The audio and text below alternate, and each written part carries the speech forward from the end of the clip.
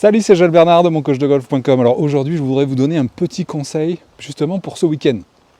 Au moment où je tourne cette vidéo, voilà, je me fais une petite balade juste la veille du 28, du fameux 28 novembre où enfin on va pouvoir rejouer au golf. Donc j'aimerais vous donner un petit truc à tester pour ce week-end si vous avez la chance de pouvoir jouer.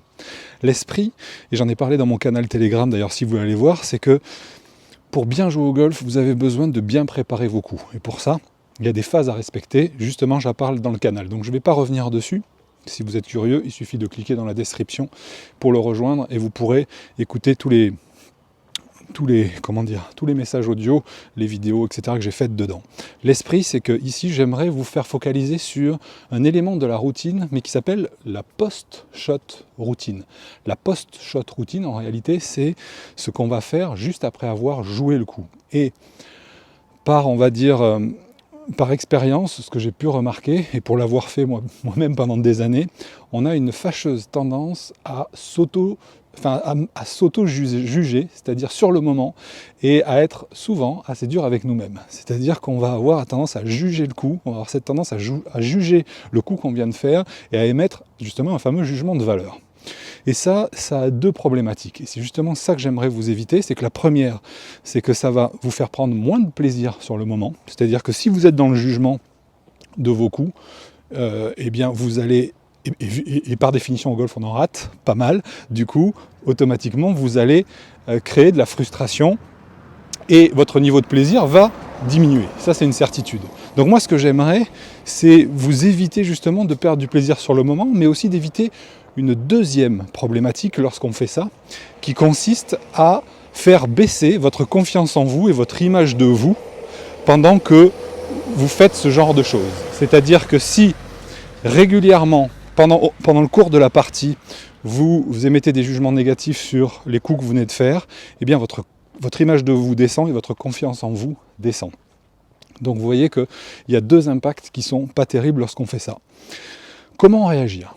Et c'est là où je reviens à ce que j'ai appris de Pia Nilsson et Lynn Marriott de Vision 54, que vous devez probablement connaître, de coach américaine, qui expliquait qu'il y a trois façons de réagir juste après le coup. Il y a une façon qui est la meilleure, c'est une réaction positive. Mais ça ne peut fonctionner que quand on fait un bon coup. Mais certains golfeurs pensent que, à partir du moment où ils font un bon coup, c'est la norme. C'est-à-dire que ils s'entraînent pour ça, ils se sont concentrés sur ce coup-là pour réussir un bon coup, ils l'ont fait, c'est normal. Donc à partir de là, ça veut dire qu'on ne peut qu'être déçu au final et on ne savoure jamais un bon coup. Moi, ce que je vous dis, ce que je vous invite à faire, c'est de célébrer vos bons coups. Okay, et quand je dis vos bons coups, c'est pas forcément vos coups extraordinaires.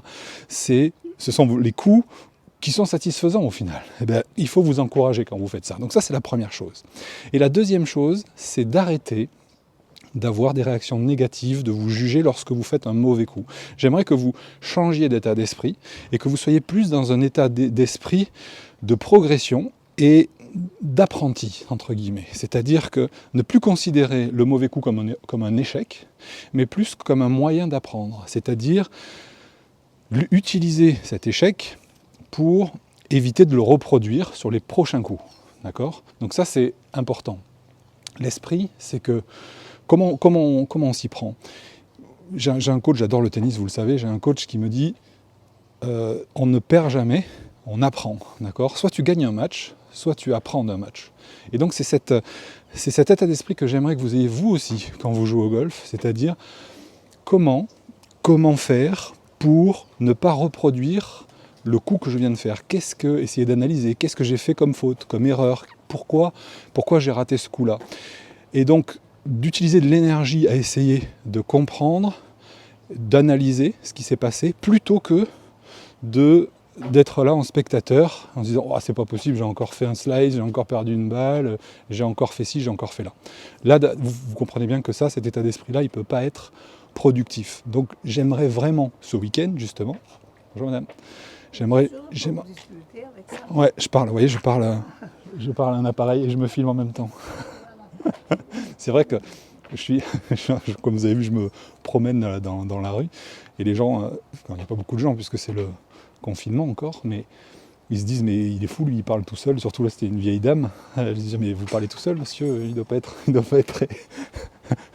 il doit pas être en bonne santé mentale ce monsieur. Bref, voilà, c'était la petite parenthèse. Mais Vous avez compris, mettez-vous dans cet état d'esprit de compréhension par rapport à ce que vous venez de faire, plutôt que être le juge qui dit c'est nul, c'est pas bon, c'est mauvais, etc. Ça ne peut pas être constructif. Je vous garantis que si vous faites ça, 2 avantages directs. 1, vous allez prendre plus de plaisir.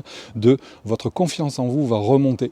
C'est une évidence. Passez un bon week-end, jouez bien sur les parcours. J'espère qu'on va tous se régaler. Et je vous dis à très bientôt dans une prochaine vidéo. Je vous ai mis le lien de mon canal Telegram. C'est un nouveau truc que j'ai ouvert. Il y a déjà 400 abonnés. J'y partage plein de choses. Je vous ai mis tout ça dans la description. À bientôt. Bye bye.